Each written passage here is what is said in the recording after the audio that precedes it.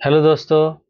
आज इस वीडियो में सॉल्व करेंगे क्लास 10th के मैथ का राजीव प्रकाशन का 2026 का अनसॉल्व पेपर। इसमें 2025 से लेकर के 2019 तक के क्वेश्चन दिए गए हैं।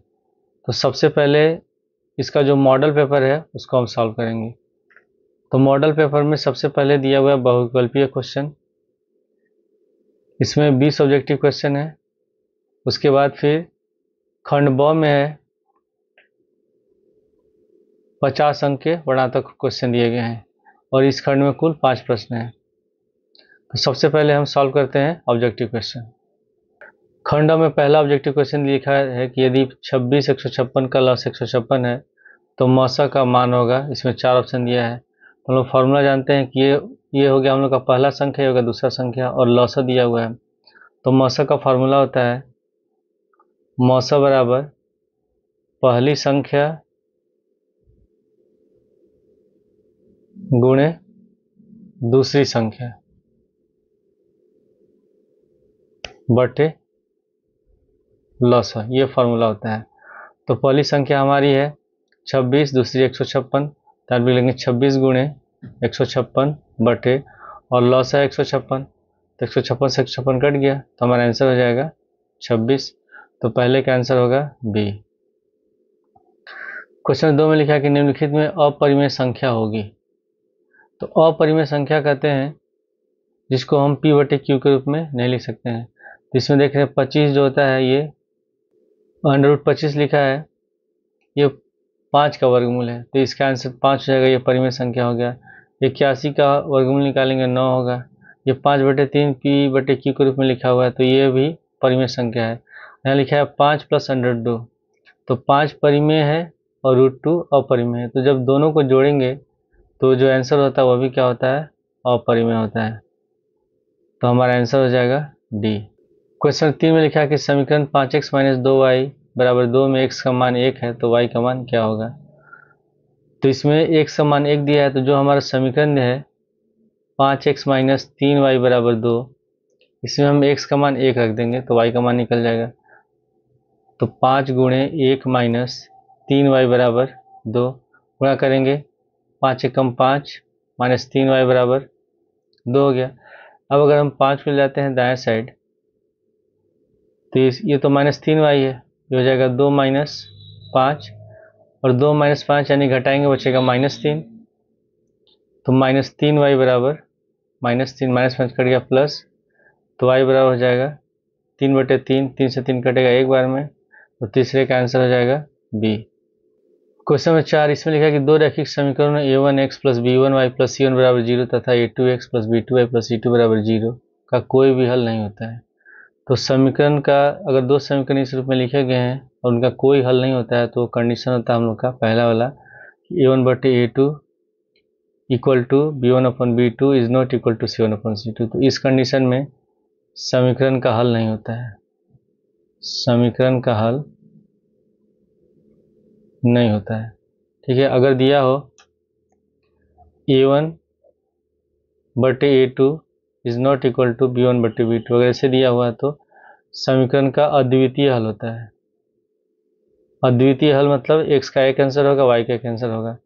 और अगर दिया हो कि a1/a2, जैसे बी वाला ऑप्शन है कि a1/a2 = b1/b2 is equal to c1/c2, तो इस कंडीशन में समीकरण का अनंत हल होता है। लेकिन हमको क्या बताना है कि कोई भी हल ना हो, तो हमारा आंसर होगा चौथे का ये।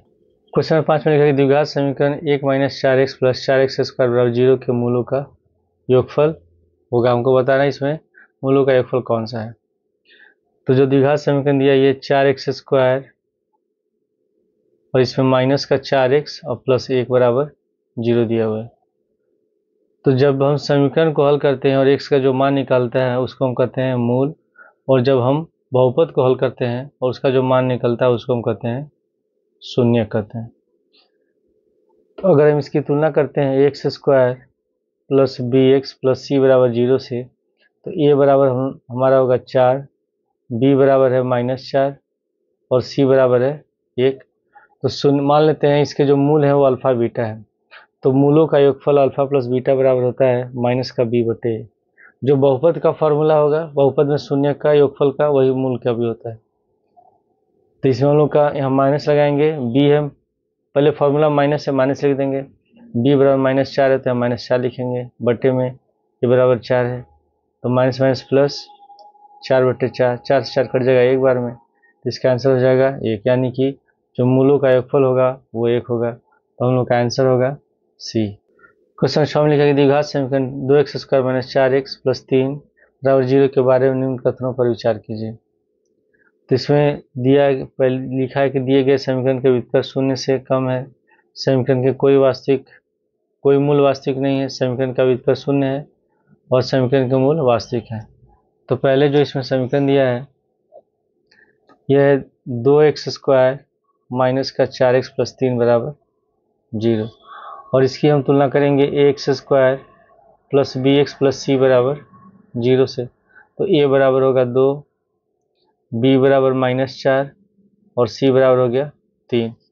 तो व्युत्क्रम का फॉर्मूला होता है d बराबर b² - 4ac। तो इसे मान रखते हैं, b का मान है -4, तो -4 का होल स्क्वायर -4 गुणे a बराबर 2 है और c बराबर इसमें 3 है, तो 4 का स्क्वायर हो जाएगा 16, इसे गुणा करेंगे 4 दूनी 8 3 के 24, घटाएंगे बचेगा -8 जो 0 से कम है। तो अगर व्युत्क्रम का मान 0 से कम होता है तो कोई भी वास्तविक मूल नहीं होते हैं, और अगर 0 के बराबर हो, अगर व्युत्क्रम 0 के बराबर होता है तो मूल वास्तविक होते हैं और बराबर होते हैं। दो आंसर आएगा, दोनों बराबर होगा। अगर डी का मान 0 से बड़ा होगा तो मूल वास्तविक होंगे और असमान होंगे, यानी कि जब हम सॉल्व करेंगे तो दो आंसर आएगा, दोनों अलग आएगा। लेकिन जब माइनस में आए तो मूल वास्तविक नहीं होते हैं और समीकरण कोई हल नहीं होगा। इसमें जो ऑप्शन देते हैं क्या दिया है, पहले में दिया है कि दिए गए समीकरण के व्युत्क्रम 0 से कम है, तो पहला हम लोग का सही है। फिर समीकरण के कोई मूल वास्तविक नहीं है, यह भी सही है। तीसरे में लिखा कि समीकरण का व्युत्क्रम 0 है, ये गलत है। समीकरण का मूल वास्तविक, यह भी गलत है। तो पहला और दूसरा सही होगा, तो इसका आंसर हो जाएगा ये पहला और दूसरा सही है। क्वेश्चन 7 में लिखा कि समांतर श्रेणी 10 7 4 का 20वां पद क्या होगा। तो ये समांतर श्रेणी दिया, तो जो पहला लिखा जाता है हम लोग का प्रथम पद होता है, ए बराबर होगा 10। फिर सार्वंतर निकालते हैं डी, उसके लिए क्या करते हैं, दूसरे पद में से पहले को माइनस कर देते हैं, तो 7 में से 10 माइनस करेंगे -3। और हमको 20वां पद निकालना है, यानी कि n बराबर दिया है 20, पदों की संख्या 20 है। तो फॉर्मूला होता है इनमें पद का कि n बराबर a + n - 1 गुणे डी। तो हमको निकालना 20वां पद, तो जहाँ n है वहाँ हम 20 लिख देंगे, तो a 20 बराबर हो जाएगा। a का मान रखेंगे 10 प्लस n बराबर 20 दिया है, तो 20 - 1 गुणे, और d बराबर है -3, तो 10 से कम 10, इसको गुणा करेंगे प्लस माइनस हो जाएगा -20 में से घटाएंगे 19 गुणे 3, तो 10 - 19 में 3 से गुणा करेंगे तो हो जाएगा 57, घटाएंगे होगा -47। 7वें का आंसर हो जाएगा ए। क्वेश्चन 8 में दिया कि बिंदुओं 5,0 और -12,0 के बीच की दूरी क्या है। तो इसको हल करने के लिए हमको दूरी सूत्र लगाना है। तो मान लेते हैं दो बिंदु है, ये हम लोग का x1 हो जाएगा, ये y1 हो गया, ये x2 हो गया, ये y2 हो गया। तो दूरी सूत्र से होता है √x2 - x1 का whole square plus y2 - y1 का होल स्क्वायर। तो x2 हमारा इसमें है -12, तो -12 लिखेंगे, फिर माइनस x1 है 5, यहाँ 5 लिख देंगे का whole square plus y2 - y1, तो 0 - 0, यहाँ लिख लेते हैं 0 - 0 का होल स्क्वायर। तो ये तो 0 का होल स्क्वायर 0 ही होगा। -12 और -5 हो जाएगा -17, तो रूट में -17 का होल स्क्वायर, और -17 का होल स्क्वायर होता है माइनस का होल स्क्वायर प्लस हो गया, 17 का होल स्क्वायर 289, और 289 का वर्गमूल हो जाएगा 17। तो इसका आंसर हो जाएगा हम लोग का डी। क्वेश्चन 9 में लिखा कि बहुपद 3x² + 5x - 2 के शून्यकों का योगफल है। तो बहुपद लिखा हुआ है 3x² + 5x - 2 के रूप में, ये बहुपद है, और इसकी हम तुलना करेंगे ax² + bx + c से। तो a बराबर हो गया 3, b बराबर होगा 5 और c बराबर होगा -2। तो मान लेते हैं अल्फा और बीटा इसके शून्यक हैं। तो हमको निकालना है शून्यकों का योगफल। तो शून्यकों का योगफल अल्फा प्लस बीटा बराबर होता है माइनस का बी बटे, तो इसमें बी है 5, यहाँ माइनस है तो -5 लिखेंगे और एक का मान है 3, तो इसका आंसर हो जाएगा माइनस का 5/3। इसका आंसर होगा सी। क्वेश्चन 10 में लिखा है कि दो त्रिभुज एक दूसरे के समरूप होंगे। ऑप्शन दिया यदि इनके संगत कोण बराबर हो, यदि इनकी संगत भुजाएं समानुपाती हो। तो दो त्रिभुज समरूप कब होते हैं? जब उनके संगत कोण बराबर हो और संगत कोण आपस में बराबर, साथ ही संगत भुजाएं समानुपाती हो। तो पहला और दूसरा दोनों आंसर सही होगा, तो यानी कि इसका आंसर होगा सी। क्वेश्चन नंबर 11 दिया कि साइन ए बराबर 4/5, तो tan का मान ज्ञात कीजिए। जो साइन होता है ये लंब और कर्ण का अनुपात होता है, लंब और कर्ण का अनुपात होता है। और जो tan होता है, tan का होता है आधार लंब बटे आधार।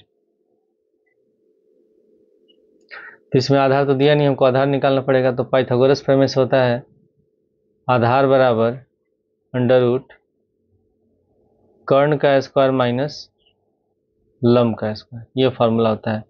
तो कर्ण है 5, लंब है 4, तो आप लिख लेंगे 5 का होल स्क्वायर माइनस 4 का होल स्क्वायर।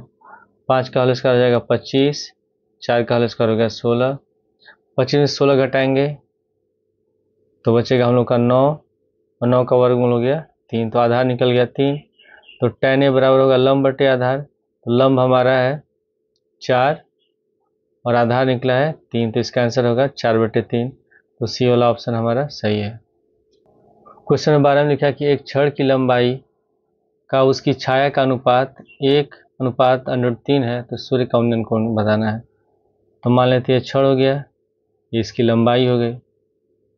तो समकोण त्रिभुज इसको बना लेंगे हम लोग। तो ये 1 है, ये दिया है √3, और हमको बताना है इसका उन्नयन कोण। तो उन्नयन कोण को मानते हैं थीटा।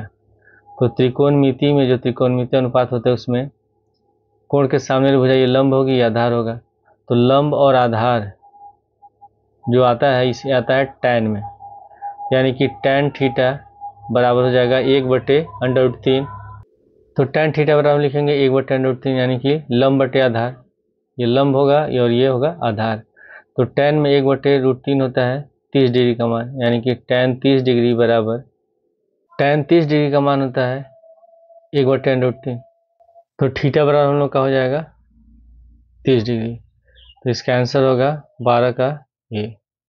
क्वेश्चन नंबर 13 में लिखा है कि बिंदु 5,0 और 0,4 को मिलाने वाले रेखाखंड को बिंदु P 2:3 के अनुपात में अंतर विभाजित करता है, तो P का निर्देशांक बताना है। तो क्वेश्चन में लिखा है कि एक कोई रेखाखंड है, मान लेते हैं ये A है, ये B है, और इसके बीच में कोई बिंदु P है। A का निर्देशांक है 5,0 और B का निर्देशांक है 0,4, और ये बिंदु P इसका निर्देशांक मान लेते हैं x, y, और ये इस रेखाखंड को दिया है 2 और 3 के अनुपात में विभाजित करती है। तो 2 हो जाएगा, ये 3 हो जाएगा। तो इसको हल करने के लिए हम लगाएंगे विभाजन सूत्र। तो उसके अनुसार ये हम लोग का बिंदु जो होगा ये x1 y1 है, ये xy दिया हुआ है, ये होगा x2 y2, और ये हम लोग का होगा m1, और ये हो जाएगा हम लोग का m2। तो विभाजन सूत्र से होता है x, y बराबर m1 x2 plus m2 x1 बटे m1 प्लस m2, यहाँ हो जाएगा m1 y2 plus m2 y1 बटे m1 प्लस m2, सबका हम मान रख देते हैं। तो m1 बराबर 2 है, यहाँ 2 लिखेंगे, गुणे x2 0 है, प्लस फिर m2 है 3, यहाँ 3 लिखेंगे, और x1 है 5 बटे m1 प्लस m2, तो 2 प्लस 3 हो गया। फिर कॉमा m1 फिर लिखेंगे 2, y2 इसमें है 4, प्लस फिर m2 है 3, और y1 है 0 बटे m1 प्लस m2, 2 प्लस 3। तो 2 में 0 से गुणा करेंगे 0, 3 × 5 = 15 बटे 3 × 2 = 5 हो गया। फिर कॉमा 4 × 2 = 8, 3 में 0 से गुणा करेंगे 0 बटे 5, तो होगा 15/5, कॉमा 8/5। तो 5 से 15 कट जाएगा 3 बार में, तो हमारा आंसर हो जाएगा 3,8/5। तो 3,8/5 जो ऑप्शन है ये ए वाला ऑप्शन सही है। क्वेश्चन 14 में लिखा है कि एक वृत्त के किसी व्यास के सिरों पर खींची गई समांतर स्पर्श रेखाओं की संख्या कितनी होगी, हमको बताना है। तो मान लेते हैं हम लोग का ये वृत्त हो गया और ये इसका व्यास है। व्यास जो कहते हैं केंद्र से होकर जाने वाली जो जीवा होती है वो इस व्यास होती है। तो इसके दोनों सिरों पर जब हम समांतर स्पर्श रेखा खींचेंगे तो इसकी संख्या 2 होगी। इससे ज़्यादा हम स्पर्श रेखा समांतर स्पर्श रेखा नहीं खींच सकते हैं। तो इसका 14 का आंसर हो जाएगा बी। क्वेश्चन 15 में लिखा है कि 14 सेमी त्रिज्या के एक वृत्तखंड का क्षेत्रफल 154 सेंटीमीटर स्क्वायर है, तो त्रिज्यखंड का कोण क्या होगा। तो इसमें त्रिज्या दिया हुआ है आर बराबर 14 सेंटीमीटर। तो फॉर्मूला होता है कि त्रिज्यखंड का क्षेत्रफल बराबर थीटा बटे 360 गुणे पाई आर स्क्वायर, ये फॉर्मूला होता है। तो त्रिज्यखंड का क्षेत्रफल दिया है 154, तो यहाँ लिख देंगे हम 154 बराबर थीटा हमको निकालना है गुणे 360, पाई का मान 22/7 और त्रिज्या है 14, तो यहाँ लिख देंगे 14 का होल स्क्वायर। अब यहाँ पे हो जाएगा 154 बराबर थीटा बटे 360 गुणे 22/7, 14 का स्क्वायर लिख सकते हैं हम लोग 14 गुणे 14, 7 से 14 कट जाएगा 2 बार में, ठीक है। और 2 से ये 360 कटेगा 180 बार में। अब हम इसमें क्या करते हैं, यहाँ लिखेंगे 154 और इसमें जितने भी पद है दाएं साइड है सबको ले आते हैं बाएं साइड। तो बटे में 180 है, इसको इधर ले जाएंगे बाएं साइड तो गुणा हो जाएगा। उसके बाद अंश में जो भी संख्या है उसको नीचे ले जाएंगे तो बटे में चला जाएगा। अगर इसको ले आते हैं बाएं साइड तो बटे में चला गया, तो हो जाएगा 22 गुणे 14 बराबर थीटा। तो 22 से 154 कटेगा 7 बार में, 7 से 14 कट जाएगा 2 बार में और 2 से 180 कटेगा 90 बार में, यानी कि थीटा बराबर हो गया 90। तो त्रिज्यखंड का कोण होगा 90 डिग्री। 15 का आंसर होगा बी। क्वेश्चन 16 में लिखा है कि कैप्सूल संयोजन होता है दो शंकुओं का, एक बेलन और दो अर्धगोलों का, एक बेलन और एक अर्धगोले का, एक बेलन और दो अर्धगोलों का। यहाँ दोनों ऑप्शन एक ही जैसा हो गया, ठीक है। एक बेलन और दो अर्धगोलों का, यहाँ भी दोनों में एक ही ऑप्शन है, यहाँ एक। तो उसके लिए पहले समझ लेते हैं कि कैप्सूल कैसा होता है। कैप्सूल जो होता है ये इस तरह का शेप का होता है और यहाँ इस तरह का बना होता है अर्धगोला, इधर भी अर्धगोला बना होता है। जो कैप्सूल होगा संयोजन होगा एक बेलन का और दो अर्धगोलों का, ठीक है। तो 16 का आंसर हो जाएगा हम लोग का एक बेलन और दो अर्धगोलों का, ऑप्शन बी, ठीक है। डी भी वही है, सेम ऑप्शन है। क्वेश्चन 17 में लिखा है कि एक ठोस अर्धगोले का कुल पृष्ठ क्षेत्रफल होता है। तो जो ठोस अर्धगोला होता है ये इस शेप का होगा, इस तरह का होगा। तो इसमें ये जो भाग होता है वक्र, इसका क्षेत्रफल होता है 2πr² और ऊपर का जो भाग होगा ये भी वृत्ताकार होगा, गोलाकार होगा और इसका क्षेत्रफल का सूत्र होता है πr²। इसको जोड़ेंगे तो जाएगा 3πr², यानी कि ठोस गोले का कुल पृष्ठ क्षेत्रफल होता है 3πr² बी। क्वेश्चन 18 में लिखा है कि निम्नलिखित आंकड़ों की माध्यिका होगी। इसमें दिया है 2, 3, 4, 5, 6, 7। जब इस तरह के आंकड़े दिए रहते हैं तो उनका माध्यिका निकालने के लिए पहले उनको गिन लेते हैं कितने हैं और उसको हम बढ़ते क्रम या घटते क्रम में पहले उसको अरेंज कर लेते हैं। तो पहले से अरेंज है, इसको गिन लेते हैं कितना, 1, 2, 3, 4, 5, 6। तो n बराबर हो जाएगा हम लोग का 6, यानी कि सम है। तो सम होता है तो माध्यिका के लिए सूत्र होता है माध्यिका बराबर n बटा दोवां पद प्लस n बटे 2 वहाँ प्लस 1 पद और बटे 2, ये फॉर्मूला होता है। तो इसे n बराबर 6 है तो यहाँ 6 रखेंगे तो 2/6 ये हो जाएगा, तीसरा पद हो गया। अब प्लस फिर यहाँ 6 रखेंगे n बराबर 6 तो 3 बार में कटेगा, 3, 1, 4 तो ये हो जाएगा चौथा पद और बटे 2। अब गिन लेंगे इसमें तीसरा पद कौन सा है, 1 2 3, ये तीसरा हो जाएगा, पांचवा और ये हो जाएगा चौथा पद। तो तीसरे पद की जगह 4 लिखेंगे और चौथे पद की जगह 5 लिखेंगे। तो 5 4 हो जाएगा 9 और 2 से 9 भाग देंगे तो हो जाएगा 4.5।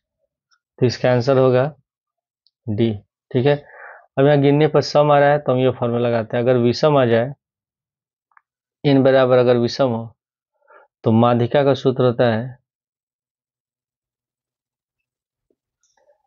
n प्लस 1वां पद बटे 2, ये फॉर्मूला होता है। तो जो भी n का मान वगैरह रखेंगे जोड़ के 2 से काट देंगे और इसमें गिन लेंगे, वही हमारा आंसर होगा।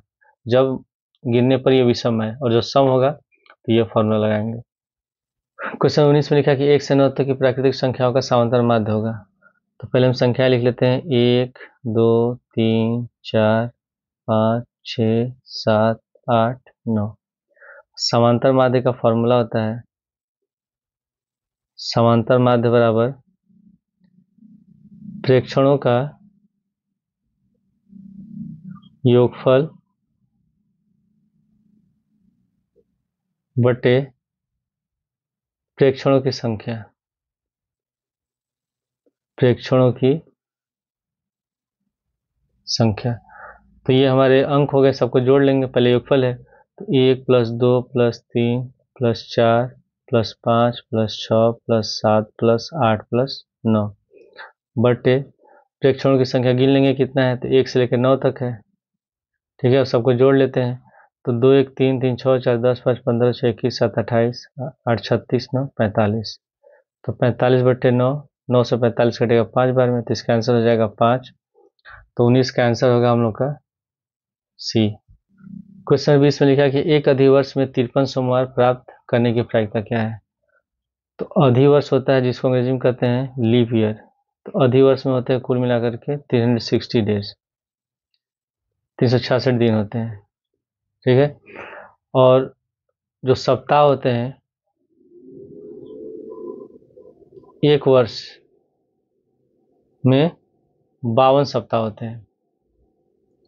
यानी कि जब हम 7 से गुणा करेंगे तो हो जाएगा 364 दिन होगा। तो इसे बताना है कि जब अधिवर्ष हो तो 53वां सोमवार प्राप्त करने की प्रायिकता क्या होगी। तो लास्ट में एक सप्ताह में हम जानते हैं कि 7 दिन होते हैं, एक सप्ताह में 7 दिन, और जब अधिवर्ष होगा तो 52 सप्ताह होने के बाद यहाँ 64 दिन हो जा रहा है और यहाँ है 366 दिन। तो यानी कि जो दिनों की संख्या है अधिकतम कितनी है, 2 दिन है। तो प्रायिकता हम लोग की हो जाएगी 2/7। तो 20 का आंसर होगा बी। खंड ब, खंड ब में जो क्वेश्चन दिए गए हैं 2 नंबर क्वेश्चन है। लिखा सभी खंड कीजिए। कम है कि निम्नलिखित बारंबारता बंटन सारणी के आंकड़ों का समांतर माध्य के सरल 5 हो तो के का मान ज्ञात कीजिए। तो पहले हम इसमें टेबल बना लेते हैं। यहाँ लिख लेंगे x, यहाँ होगा f, x का मान लिख लेते हैं पहले 5, फिर 15, 25, उसके बाद 35 और 45। फिर हम f का मान लिख लेते हैं, f का मान है 6, 4, 3, k और 2 है। ठीक है, अब हमको निकालना है इसमें समांतर माध्य। तो माध्य का फॉर्मूला होता है माध्य बराबर sigma fi xi upon sigma fi, ये होता है फॉर्मूला। तो उसके लिए हम क्या करते हैं, इसमें पहले f और x से गुणा कर देंगे, f गुणे x। तो 5 में 6 से गुणा करेंगे, 5 6 के 30, 15 चौके 60, 25 में 3 से गुणा 25 या 75, 35 में के से 35 के और 45 2 से 90। अब इसको हम जब जोड़ेंगे तो यहाँ जब f को जोड़ेंगे तो यहाँ लिखेंगे सिग्मा fi, और जब f गुणे इसको जोड़ेंगे तो यहाँ लिखेंगे सिग्मा fi xi। तो इसको जोड़ते हैं, 6 4 10, 3 13 और 2 15, के अलग है तो हो जाएगा 15 प्लस के, और इसको जोड़ेंगे तो जब इसको हम लोग जोड़ेंगे तो ये हम लोग का आएगा 255 प्लस 35 के। अब हम लोग यहाँ मान रखते हैं, तो माध्य को हम सूचित करते हैं x बार से। ठीक है, तो माध्य का फॉर्मूला होता है sigma fi xi upon sigma fi। तो माध्य इसमें पहले से दिया हुआ है 21.5 है, तो माध्य की जगह हम लिख लेंगे 21.5 बराबर सिग्मा एफ आई एक्स आई हम लोग का है 255 प्लस 35 के, तो यहाँ लिखेंगे 255 प्लस 35 के बट्टे सिग्मा एफ आई है 15 प्लस के हो गया। अब 15 प्लस के को हम गुणा करेंगे 21.5 से, तो पहले 15 से गुणा करेंगे 21.5 में, तो ये हो जाएगा हम लोग का 322.5, फिर के से गुणा करेंगे 21.5 में, तो ये होगा 21.5 के बराबर हो गया 255 और प्लस 35 के। अब हमको के का मान निकाला है, तो 35 के को लाते हैं बाएं साइड में और इसको ले जाते हैं 322 को लाते हैं दाएं साइड में, तो 21.5 के माइनस 35 के बराबर 255 माइनस इसको माइनस करेंगे 322.5, तो 21.5 के में से घटाएंगे 35, तो ये आएगा माइनस का 13.5 के, और इसको घटाएंगे तो माइनस 67.5, तो माइनस माइनस हो गया प्लस के बराबर 67.5 बट्टे 13.5। दोनों में दाएं साइड से एक एक अंक दशमलव है, तो दशमलव कट जाएगा और इसको ये कटेगा 5 बार में, तो के का आंसर आ जाएगा 5। क्वेश्चन ख में लिखा कि समीकरण 2 के x square minus 8x plus के बराबर 0 के मूल बराबर है, तो के का मान ज्ञात कीजिए।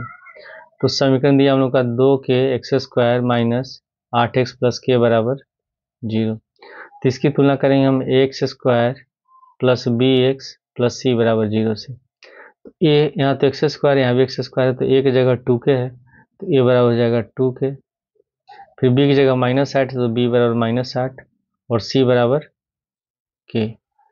अब यहाँ दिया कि मूल बराबर है, तो जब मूल बराबर होते हैं तो व्युत्कर 0 के बराबर होते हैं, यानी कि डी बराबर होगा 0 और डी बराबर हम लिखते हैं बी स्क्वायर माइनस 4ac, तो D B square minus 4ac बराबर 0 हो गया। बी का मान है -8, तो -8 का होल स्क्वायर -4 गुणे ये बराबर है 2k, यहाँ 2k लिख देंगे और सी बराबर है के बराबर 0,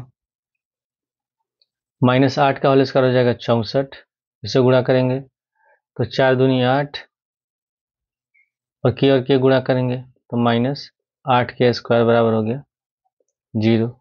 के का मान निकालना है, तो हम क्या करते हैं, ये तो माइनस में है, इसी को जाते हैं दाएं साइड, तो भी माइनस में हो जाएगा, तो माइनस का 8 के स्क्वायर बराबर माइनस का 64, माइनस माइनस हो गया प्लस 8 को ले जाएंगे दाएं साइड, तो के स्क्वायर बराबर 64 बट्टे 8, 8 से 64 कटेगा 8 बार में, के स्क्वायर बराबर हो गया 8, जब स्क्वायर हटाएंगे तो इधर हो जाएगा वर्गमूल, तो प्लस माइनस √8 और 8 का वर्गमूल होगा प्लस माइनस 2 √2, यही हमारा आंसर है।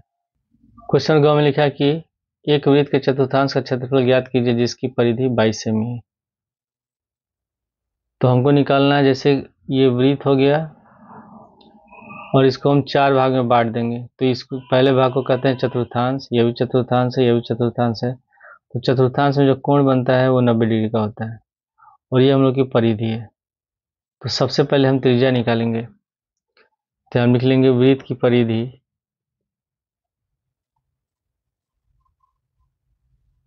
दिया है 22 सेंटीमीटर और वृत्त की परिधि का सूत्र होता है 2πr, तो 2πr बराबर 22, 2 गुणे पाई का मान रखेंगे 22/7 गुणे r बराबर 22 हो गया। अब इसमें हम 2 में 22 से गुणा कर देते हैं, तो 44/7 गुणे r बराबर 22।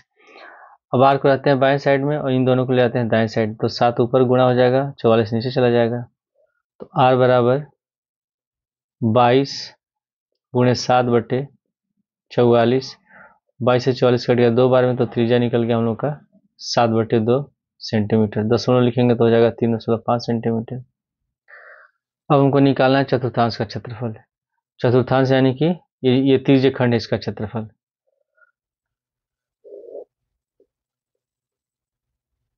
चतुर्थांश का क्षेत्रफल, तो सूत्र हम लिखेंगे θ/360 गुणे पाई आर स्क्वायर, चतुर्थांश में 90 डिग्री कोण बन रहा है तो 90/360 गुणे पाई का मान 22/7 और त्रिज्या निकला हम लोग का 7/2। दशमलव में लिख सकते हैं तो सबसे आसान होता है कि जो बटे में दिया है मान उसको हम लिखें भिन्न में, तो आप लिख लेंगे 7/2 का होल स्क्वायर।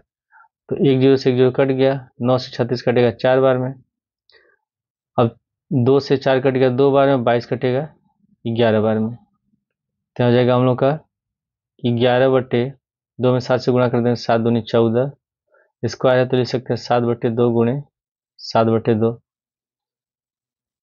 तो 7 से 14 कट जाएगा 2 बार में, तो होगा 11 7 77 और 2 दूनी 4 दूनी 8, तो 77/8 सेंटीमीटर स्क्वायर।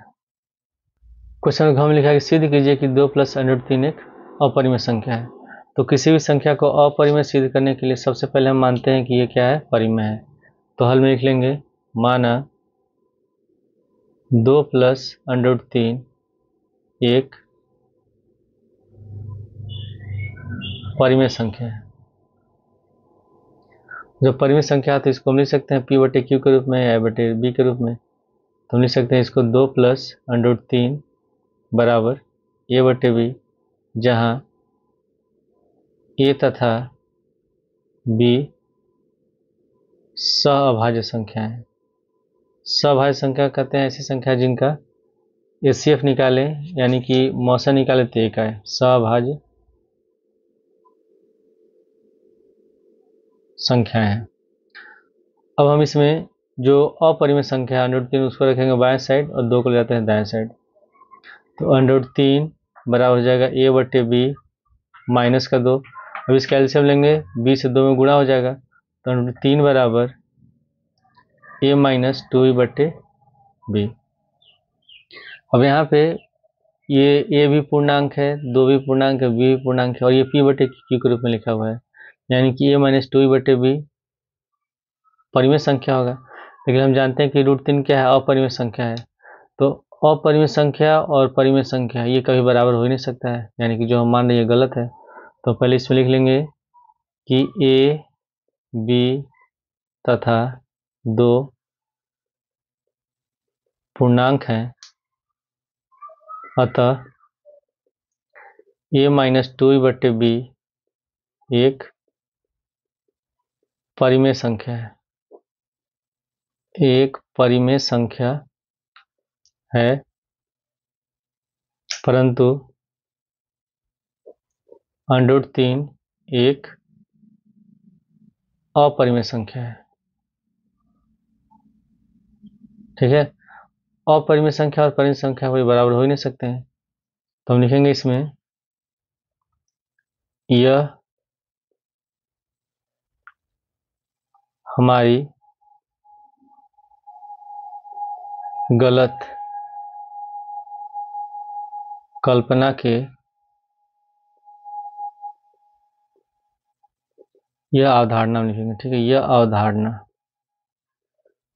अवधारणा हमारी या विरोधाभास, यह विरोधाभास हमारी गलत कल्पना के कारण उत्पन्न हुआ है।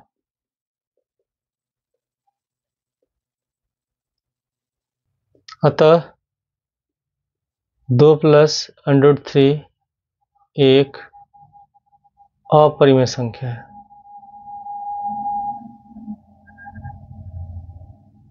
और ये हम लोग को सिद्ध करना था।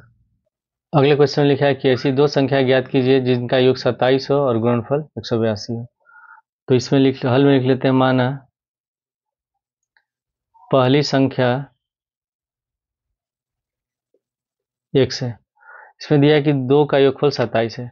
तो मान लेते हैं अगर कोई संख्या, दो संख्याओं का योगफल 15 है, दो संख्याओं के जोड़े 15 आ रहा है, तो अगर एक संख्या 10 हो तो दूसरा निकालने के लिए क्या करते हैं, 15 में से 10 घटाएंगे 5 आएगा। तो उसी तरह दो संख्याओं का योगफल 27 दिया है, अगर एक को हम x मान रहे हैं तो दूसरा निकालने के लिए हम 27 में से x घटा देंगे, यानी कि दूसरी संख्या हमारी होगी 27 - x। दूसरी संख्या 27 - x है। तो प्रश्नानुसार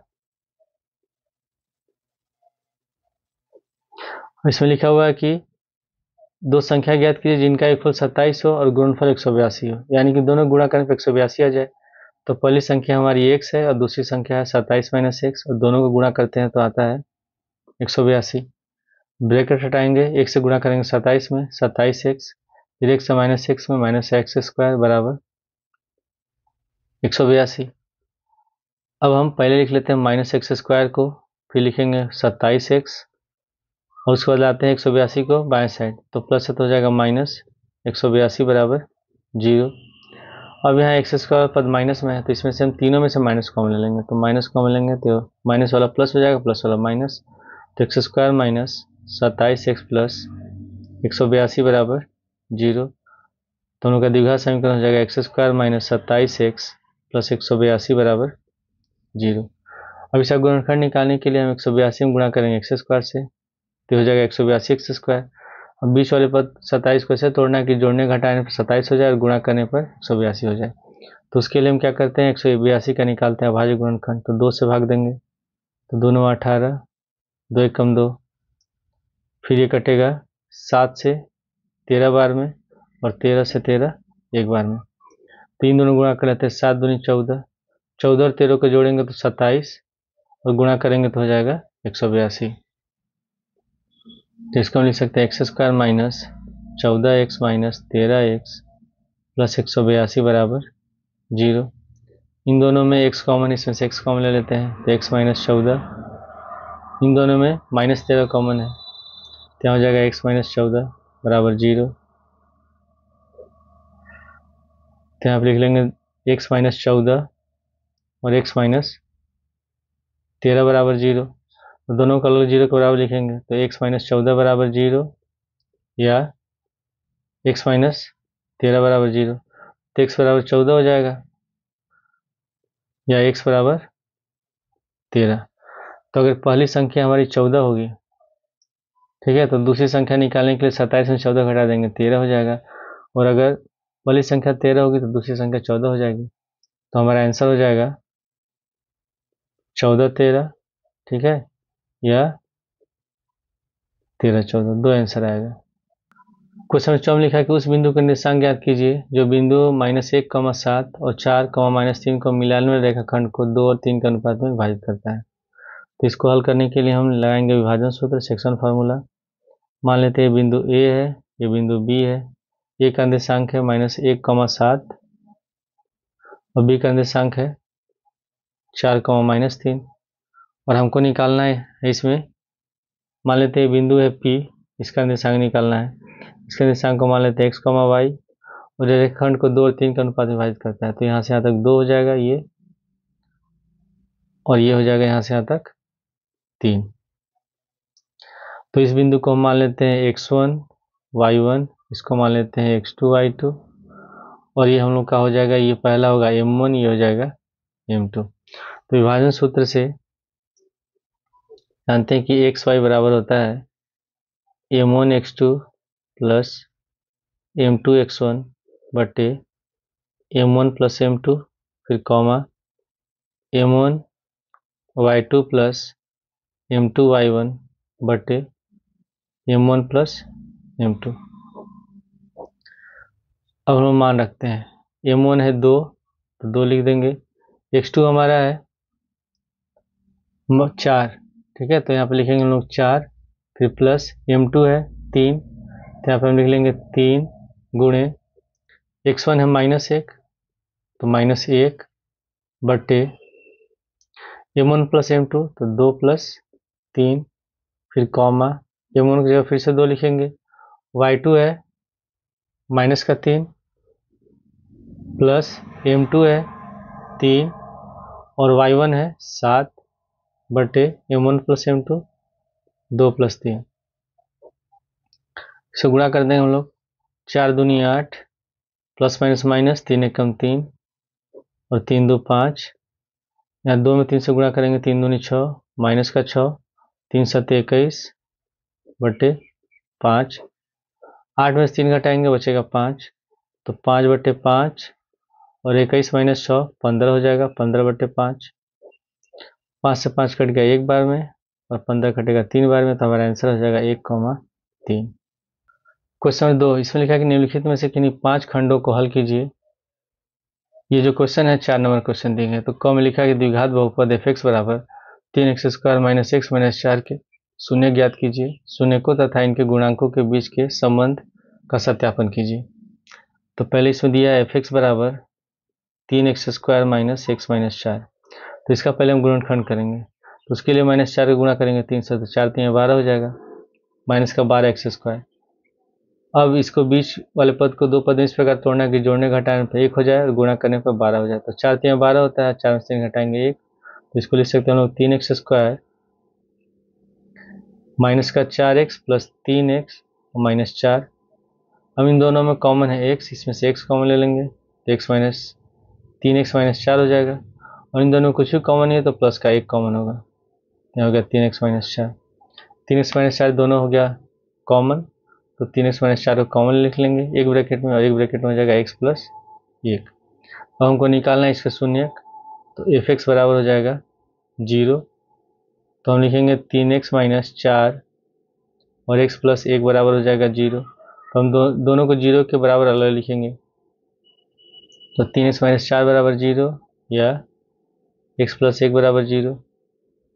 इसको हल करेंगे 3x बराबर 4, तो x बराबर हो गया 4/3।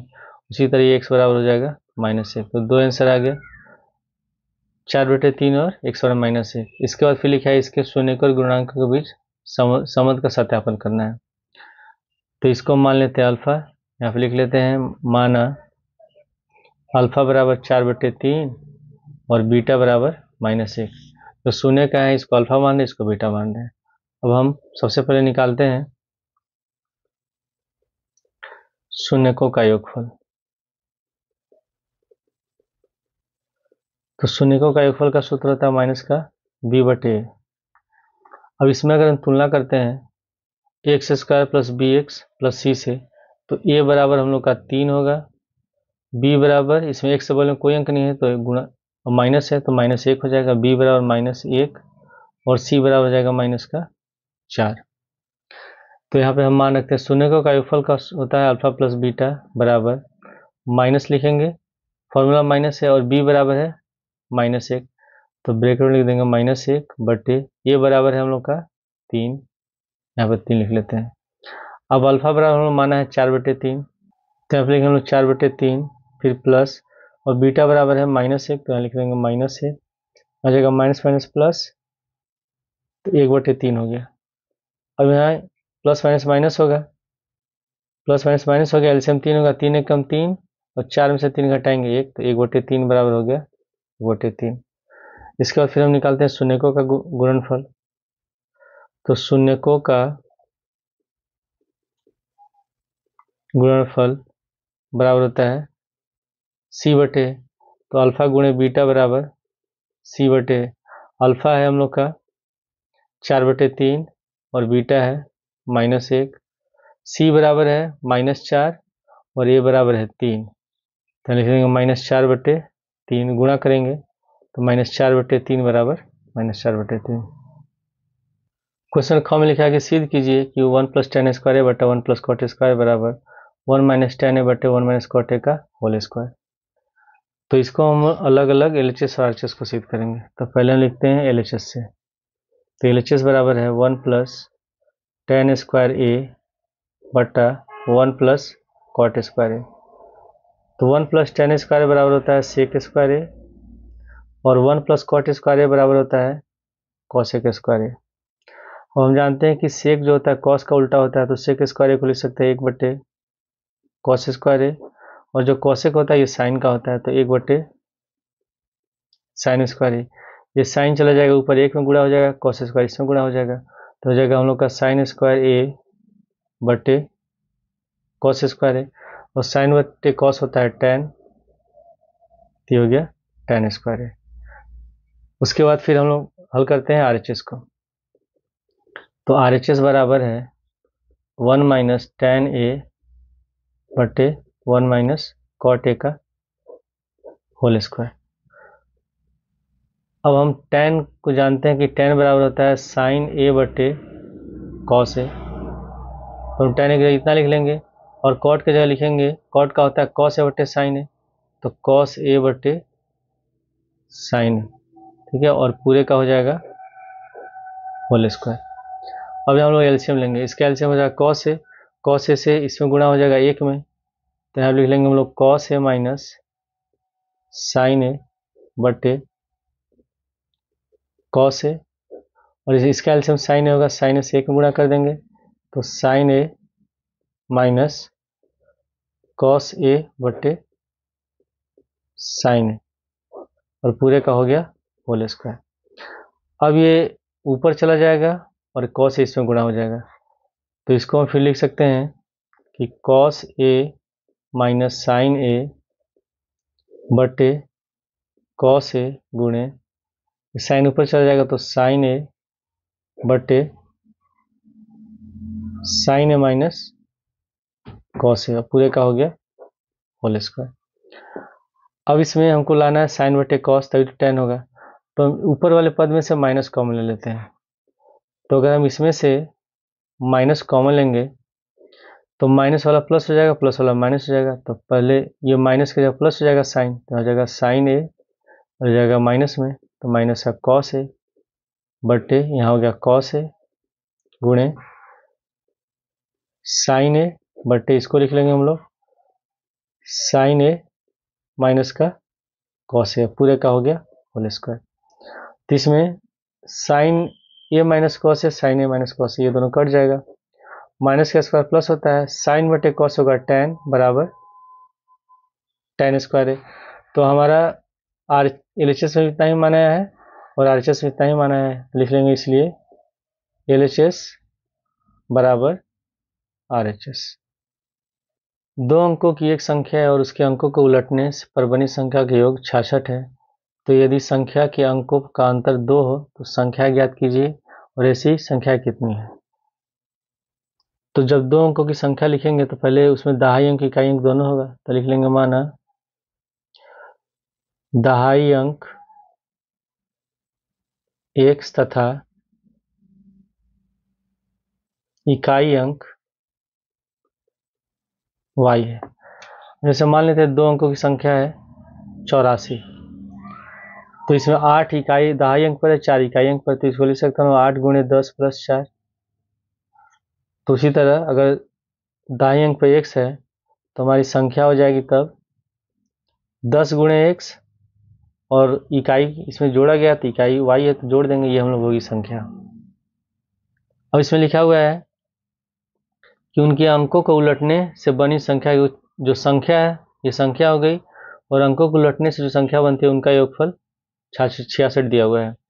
जैसे मान लेते हैं 84, अगर अंक को उल्टेंगे तो हो जाएगा 48, यानी कि जो इकाई अंक के जगह था वो चला गया दहाई पर, दहाई वाला इकाई पर आ गया। तो यहाँ पे लिख लेंगे अंकों को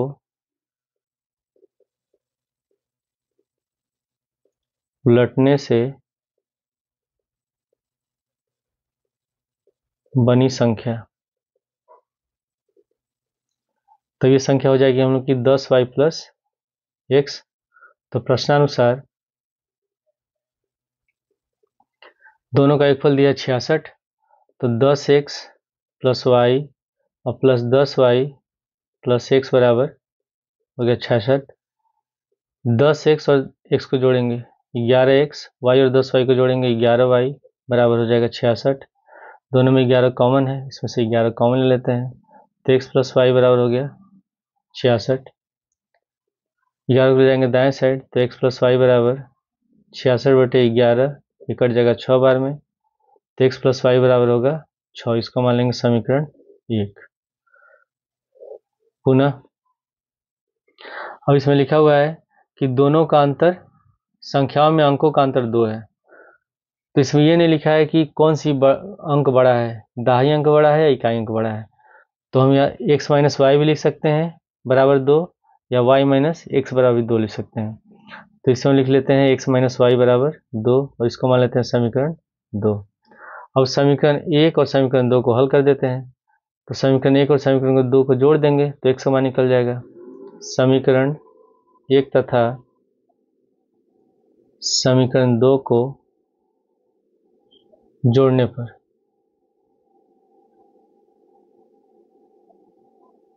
तो समीकरण 1 हम लोग का x प्लस वाई बराबर 6, और x माइनस वाई बराबर दूसरा समीकरण है 2, जोड़ेंगे y से y कट गया, 2x बराबर 6 2 8, तो x बराबर हो गया 4। अब x का मान अब हम रखते हैं समीकरण 1 में, 4 रखेंगे तो y बराबर हो जाएगा 2, ठीक है। तो संख्या हमारी हो जाएगी, संख्या है 10x प्लस वाई, ये हम लोग की संख्या है। तो x का मान रखेंगे यहाँ 4 और y का मान रखेंगे 2, तो हो जाएगा 10 चौके 40 प्लस 2 42। अब यहाँ क्वेश्चन बताना है कि ऐसी कितनी संख्या हो सकती हैं। तो यहाँ है x माइनस वाई बराबर 2, ठीक है। इसे माना हमने कि दहाई अंक बड़ा है, इकाई छोटा है। तो अगर हम इकाई को बड़ा मान लें, अगर y माइनस एक्स बराबर 2 लिखेंगे तो हमारा आंसर आ जाएगा 42 की जगह 24। तो संख्याएं जो होंगी ये 42 भी हो सकता है या 24, ये हमारा आंसर है। क्वेश्चन घ में लिखा कि आकृति में पी एस बटे एस क्यू बराबर पी टी बटे टी आर है और कोण पी एस टी बराबर कोण पी आर क्यू है, तो सिद्ध कीजिए कि त्रिभुज पी क्यू आर एक संदिबाहु त्रिभुज है। संदिबाहु त्रिभुज कहते हैं ऐसे त्रिभुज जिसकी दो भुजाएं बराबर हो। तो इसमें लिखा हुआ है कि पी एस बटे एस क्यू त्रिभुज पी क्यू आर में पी एस बटे एस क्यू बराबर है पी टी बटे टी आर। तो हम लोगों ने पढ़ा है थेल्स प्रमेय का विलोम, जो बेसिक आधारभूत प्रमेय है उसका विलोम है कि अगर कोई भी ये रेखा जो है इसको दो बराबर भाग में दो अनुपात में विभाजित करती है, यानी कि पी एस बटे एस क्यू बराबर पी टी बटे टी आर हो जाए, तो ये एस टी क्यू आर के समांतर होगा थेल्स प्रमेय के विलोम से। यहाँ लिख लेंगे हम लोग, तब एस टी समांतर क्यू आर, और इसमें लिखेंगे थेल्स प्रमेय के विलोम से, या बेसिक आधारभूत जो प्रमेय होता है उसके विलोम से। तो अब यहाँ पे जब ये दोनों समांतर हैं तो ये कोण और ये कोण बराबर होगा, जिसको हम कहते हैं संगत कोण। तो कोण पी एस टी बराबर हो जाएगा कोण पी क्यू आर। तो यहाँ पे लिख लेंगे तब कोण पी एस टी बराबर कोण पी क्यू आर, ये हम लोग का संगत कोण, ठीक है। लेकिन इसमें दिया क्या है कि कोण पी एस टी बराबर है कोण पी आर क्यू, परंतु कोण पी एस टी बराबर कोण पी आर क्यू, ठीक है, ये दिया है। अब दोनों की तुलना करते हैं तो दोनों का बायां पक्ष बराबर है तो दायां भी बराबर हो जाएगा। तो इसलिए कोण पी क्यू आर बराबर कोण पी आर क्यू। अब इसके बाद संदिबाहु त्रिभुज में एक प्रमेय है कि किसी भी त्रिभुज मान लेते हैं, इसको फिर से बना लेते हैं समझने के लिए। हो गया पी क्यू आर, तो पहले पी क्यू आर ये कोण और पी आर क्यू ये दोनों बराबर हैं। तो किसी भी त्रिभुज में अगर दो कोण बराबर हो तो उसकी आमने सामने की भुजाएं बराबर होती हैं, यानी कि तब पी क्यू बराबर हो जाएगा पी आर। तो आप लिख लेंगे तब हम पी क्यू बराबर पी आर। तो किसी भी त्रिभुज की दो भुजाएं बराबर तो त्रिभुज होता है संदिबाहु। अतः त्रिभुज पी क्यू आर एक समद्विबाहु त्रिभुज है। क्वेश्चन अंगम लिखा कि इस 65 और 117 के एचसीएफ को 65 m माइनस 117 के रूप में दर्शाया गया है। तो m का मान ज्ञात कीजिए, साथ ही अभाज्य गुणनखंड विधि से 65 और 117 का एलसीएम ज्ञात कीजिए। तो पहले इसमें दिया हुआ 65, तो 65 का अगर अभाज्य गुणनखंड निकालते हैं तो 13 × 5 = 65 होता है, 5 × 13 हो जाएगा। उसी तरह 117 का निकालेंगे तो 117 का होता है 3 × 3 × 13। तो जब हम एचसीएफ निकालेंगे तो दोनों में जो कॉमन होगा वही हमारा एचसीएफ होगा। तो दोनों में कॉमन 13 है तो एचसीएफ हो गया 13। लेकिन इसमें एचसीएफ क्या दिया हुआ है, इसमें लिखा है कि 65 और 117 के एचसीएफ को हम 65 m माइनस 117 के रूप में लिखते हैं, यानी कि ये हमारा पूरा एचसीएफ है। तो हम एचसीएफ की जगह तब लिख सकते हैं 65 m माइनस 117 और बराबर हो जाएगा 13। माइनस 117 को लेते हैं दाएं साइड में, तो 65 m बराबर 13 प्लस 117, तो 65 m बराबर जोड़ेंगे 130, तो m बराबर हो जाएगा 130 बटे 65, ये कट जाएगा 2 बार में, तो m का मान निकल गया 2। अब इसमें लिखा हो कि गुणनखंड विधि से 65 और 117 का हमको निकालना है एलसीएम। तो अब यहाँ पे हम निकाल लेते हैं एलसीएम, इसका गुणनखंड निकला हुआ है। तो जब भी हम गुणनखंड निकालते हैं तो दोनों में जो कॉमन होता है उन दोनों में से एक लिखेंगे, कोई एक लिखेंगे, या जिसका पावर सबसे ज़्यादा होता है उसको लिखते हैं, और जो नहीं मिलता उसको भी लिखते हैं।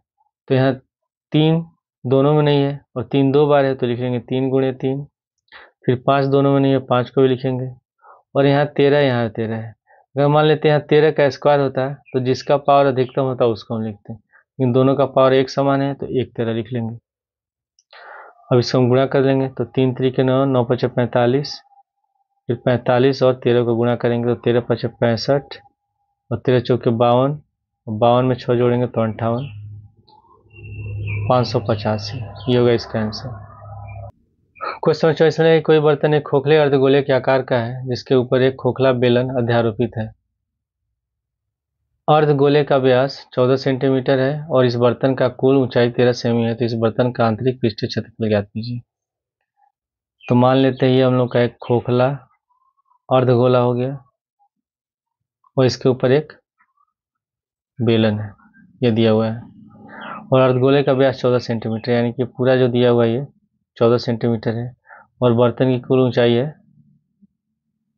13 सेंटीमीटर। तो हमको निकालना है इस बर्तन का पृष्ठीय क्षेत्रफल आंतरिक अंदर का। तो उसके लिए हमको निकालना होगा बेलन का पृष्ठीय क्षेत्रफल और प्लस अर्धगोले का पृष्ठीय क्षेत्रफल। तो बेलन का पृष्ठीय क्षेत्रफल सूत्र होता है 2πr/h और अर्धगोले का होता है 2πr²। तो पहले हम निकाल लेते हैं त्रिज्या, दोनों का त्रिज्या समान होगा। तो व्यास इसमें दिया हुआ है 14 सेंटीमीटर, तो त्रिज्या हो जाएगी 14/2